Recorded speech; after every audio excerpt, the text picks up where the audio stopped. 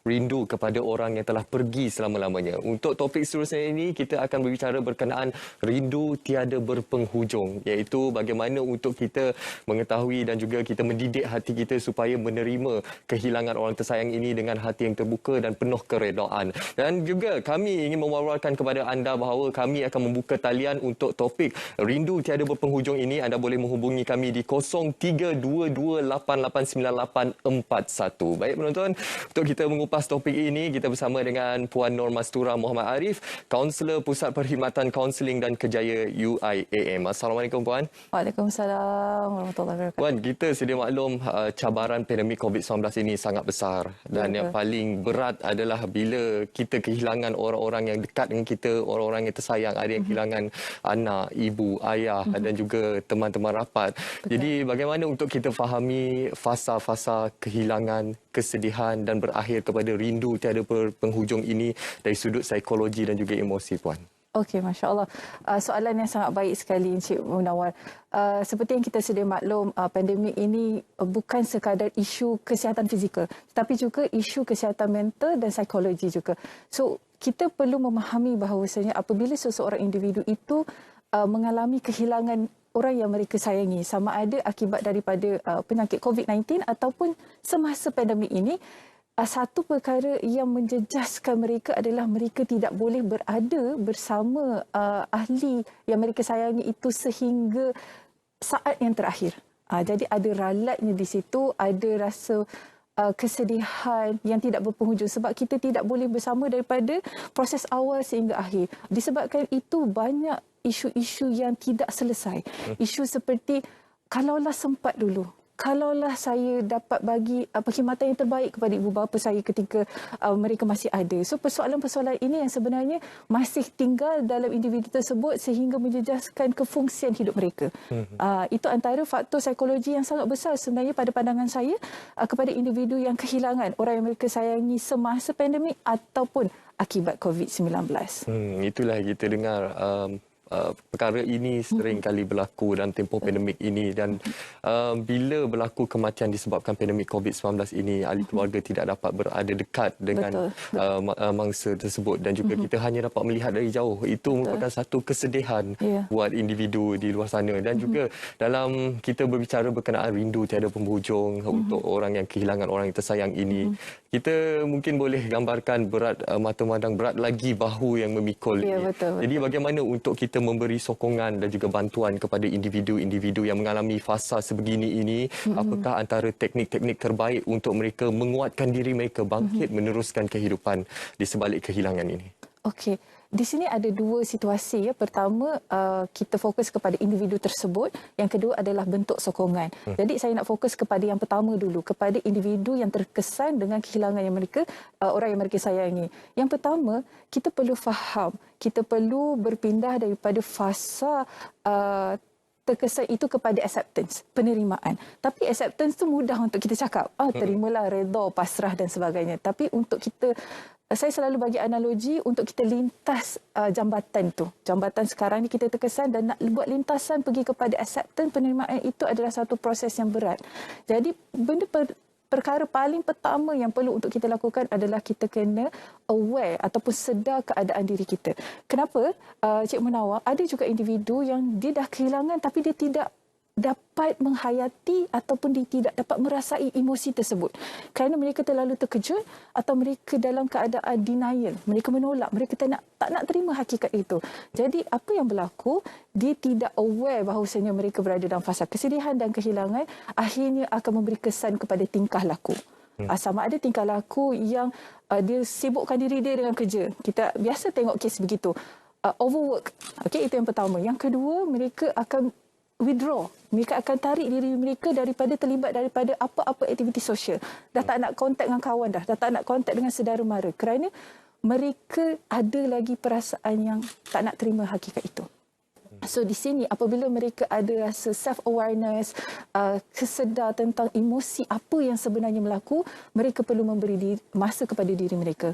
Kita kena sedar kita hilang orang yang kita sayang. Kita bukan hilang barang. Kita sekarang kalau hilang handphone pun kita menangis. Betul. Ini kan pula kita hilang orang yang kita sayang. Jadi kita perlu beri masa kepada diri kita betul-betul proses. Sekiranya situasi proses ini terganggu, ini yang akan mengganggu fungsi kerja kita, fungsi kehidupan kita. Kita tak boleh buat secara optimum. Kalau kita pekerja, kita tak boleh kerja secara optimum. Kalau kita sebagai seorang pelajar, kita tak boleh belajar secara optimum. Kerana apa? Kerana proses acceptance tadi telah terganggu. Di sinilah biasanya saya memang sentiasa akan minta kepada individu-individu ini berjumpa dengan pakar, berjumpa dengan terapis kerana kita boleh membantu proses penerimaan itu. Okey, ini yang pertama, individu yang terkesan. Yang kedua adalah daripada sudut sokongan. Saya suka soalan ni sebab apa? Kita biasanya fokus kepada individu. Kita jarang untuk cerita, okey, apa sokongan yang kita boleh bagi. Lagi-lagi dalam COVID-19 ni, kita dah tak boleh buat majlis tahlil, kita tak boleh berkumpul. Jadi bagaimana peranan kita sebagai ahli masyarakat untuk membantu mereka-mereka yang kehilangan ini. Alright? Jadi yang pertama, sekiranya yang individu itu adalah pekerja kita. Kita adalah majikan. Jadi sebagai seorang majikan, kita perlulah ambil tahu kebajikan pekerja-pekerja kita. Bila kita dah dapat tahu kan si Polan ini, individu A ini telah kehilangan ibunya akibat daripada pandemik. Jadi apakah sistem sokongan dari kalangan majikan tersebut yang boleh diberikan kepada pekerja.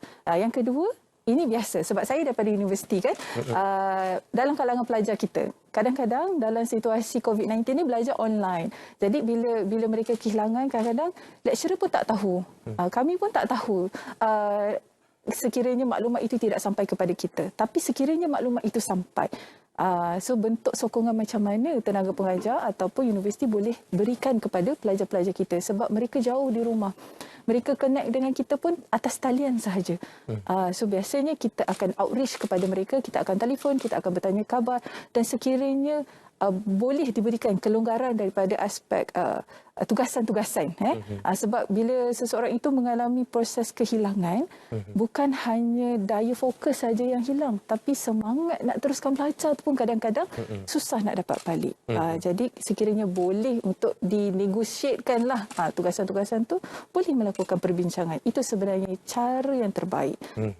Itu cara yang terbaik untuk kita menangani situasi ini dan juga dalam kita melihat situasi semasa sekarang ini, sudah pastinya keadaan ini merupakan satu keadaan yang boleh menjejaskan kualiti kehidupan seseorang. Betul. Apabila yang itu sebenarnya yang perlu kita risaukan apabila seseorang tersebut mengalami satu fasa kehilangan orang tersayang, mereka mula memencilkan diri daripada sosial masyarakat dan juga mula mengubah pemikiran mereka ataupun berlaku menjejaskan kehidupan mereka, kualiti kehidupan mereka. Jadi bagaimana untuk kita fahami dalam situasi keadaan ini, khususnya bagi golongan kanak-kanak pula. Sebab kalau golongan dewasa mungkin mereka mudah untuk menerima kehilangan ini. Tapi bagi golongan kanak-kanak, apa antara teknik-teknik yang boleh kita lakukan sebagai untuk kita memberi sokongan kepada mereka, khususnya dari segi sistem sokongan sosial sekeliling? Betul. Kalau orang dewasa ni mudah sebab dia dah cukup jumlah perkataan yang orang belajar. Tapi kanak-kanak ni dia ada limitasi daripada sudut perkataan. Apa yang kita boleh nampak secara jelas, saya selalu tekankan adalah kelakuan, tingkah laku. Tingkah laku pasti sedikit sebanyak akan berlaku perubahan. So, kita sebagai anggota masyarakat, saudara ke pakcik saudara, mak saudara, kalau kita tengok anak saudara kita, kalau dulu dia lain, sekarang dia lain. Kat situ kita perlu ada satu soalan yang panjang sikit. Kenapa dia bertindak sedemikian? Kadang-kadang kanak-kanak dia nak dapatkan perhatian, dia akan bertindak dalam bahasa kasarnya mungkin nakal. Kita rakyat biasa kita sebut dalam bahasa yang biasa nakal. Jadi bila dia menunjukkan tingkah laku yang sebegitu, kita perlu tanya lebih lanjut kepada diri kita dan anak tersebut apa yang sebenarnya berlaku. Anak-anak ni tak boleh proses tau. Dia tak boleh proses apa sebenarnya berlaku. Dia confused. Jadi sebagai anggota masyarakat, pertama kena pasti perubahan tingkah laku. Okay? Ada sahaja perubahan tingkah laku, kita kena buat early intervention. Early intervention di mana? Kita bercakap dengan laras bahasa mereka.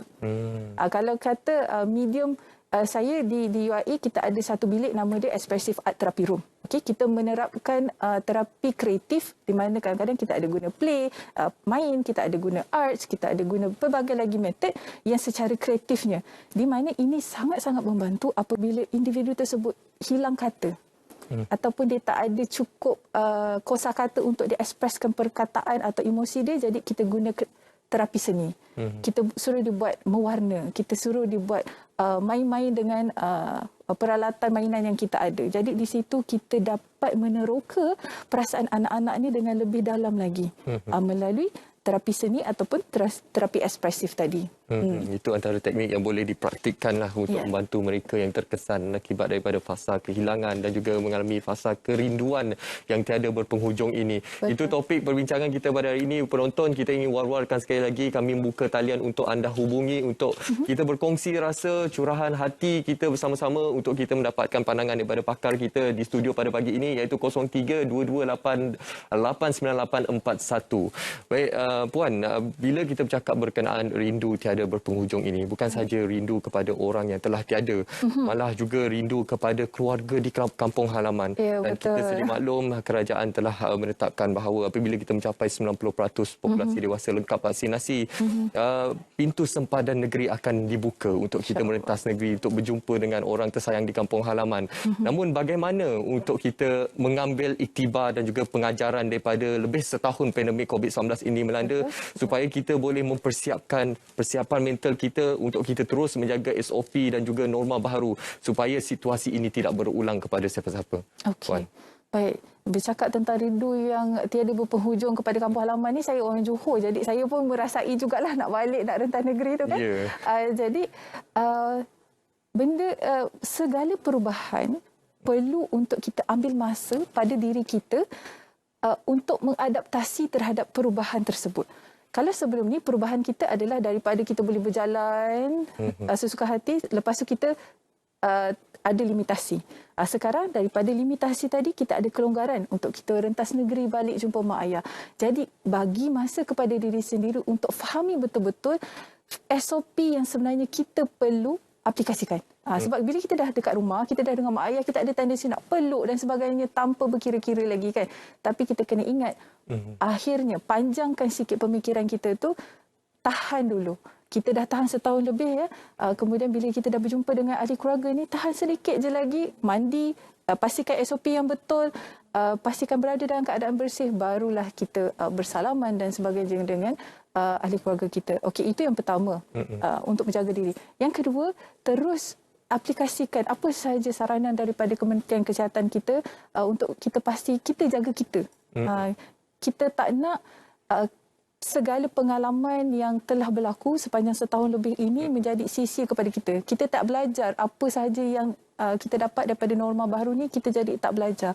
So, kalau boleh, pastikan kita sama-sama mematuhilah SOP yang berada sama ada di rumah ataupun di luar. Macam tu. Baik, dalam kita melihat keadaan ini juga sangat penting untuk kita war-warkan kepada penonton bagi kita terus mematuhi SOP dan juga pengamalan norma baru, khususnya yang rindu untuk pulang ke kampung halaman. Pastinya bila dah berjumpa dengan ahli keluarga, SOP tetap perlu kita perkasakan supaya kita dapat melindungi diri kita dan juga keluarga kita dalam tempoh masa kita hidup bersama pandemik COVID-19 ini. Dan juga kami war-warkan sekali lagi kepada anda, nombor talian yang kami buka adalah 0322829841 berkenaan tajuk kita pada hari ini, rindu tiada berpenghujung. Baik Puan, tadi kita dah menyentuh berkenaan teknik-teknik yang boleh diaplikasikan untuk golongan dewasa dan juga golongan kanak-kanak. Bagi Puan sendiri sebagai seorang kaunselor, dalam tempoh pandemik COVID-19 ini melanda, apa antara pengalaman Puan sendiri menerima perkabaran ataupun luahan daripada orang-orang sekeliling yang menerima khidmat kaunseling daripada Puan? Okey. Daripada sudut kaunselor ataupun sesi kaunseling yang kami jalankan, memang benar ada peningkatan daripada segi permintaan itu. Kerana bila kita beransur kepada norma baharu, mereka tercari-cari siapa yang boleh bantu, siapa yang nak mendengar. Dan sebelum ini kita punya coping mechanism ataupun kita punya cara untuk kita merawat segala emosi kita ni, kita boleh keluar, kita boleh jumpa kawan-kawan, kita boleh beli air dan sebagainya. Tapi sekarang benda itu jadi terkumpul. Maka disebabkan itu permintaan untuk sesi kaunseling dan terapi biasanya dah semakin meningkat. Dan kes-kes yang kita terima juga adalah kes-kes yang sangat pelbagai. Sama ada daripada aspek keluarga, daripada aspek kawan-kawan. Kalau di universiti biasalah assignmentnya, cara macam mana nak adapt dengan new normal. So isu ini semua, sebab tu di awalan tadi saya kata, isu COVID-19 bukan hanya isu kesihatan fizikal. Dia juga melibat kepada semua aspek kehidupan individu tersebut. Baik Puan, mungkin untuk kesimpulannya mungkin Puan boleh tegaskan kepada penonton bahawa fasa ataupun perasaan rindu ini merupakan satu perasaan yang normal. Namun apa yang penting adalah bagaimana untuk kita mengawal perasaan rindu tersebut sehingga ianya tidak menjejaskan kualiti kehidupan kita, Puan. Baik. Sebagai kesimpulannya, apabila kita berhadapan dengan rindu yang tiada berpenghujung ni, kita jangan cari hujung dia tu. Sebab individu tersebut pun memang kita secara lahiriahnya kita dah tak ada. Tapi penting untuk kita ingat bila kita ikut kepada model biopsychosocial spiritual, kita tahu hubungan kita dengan individu terbabit bukan hanya pada jasad, tapi juga kepada spiritual. Jadi fokuskan kepada hubungan spirituality itu, hubungan emosi kita bersama orang yang kita sayang tu, insya-Allah, dan pastikan anda berjumpa dengan pakar sekiranya proses penerimaan itu terganggu. Baik. Satu perkongsian yang sangat bernas daripada Puan Nur Masturah Muhammad Arif, Kaunselor Pusat Perkhidmatan Kaunseling dan Kerjaya UIAM. Terima kasih atas perkongsian pada hari ini. Penonton, kita harapkan melalui perkongsian ini anda menerima manfaat dan juga mengetahui apa antara teknik yang boleh kita aplikasikan dalam kita menangani fasa kerinduan yang tiada berpenghujung ini kepada orang yang telah hilang buat selama-lamanya.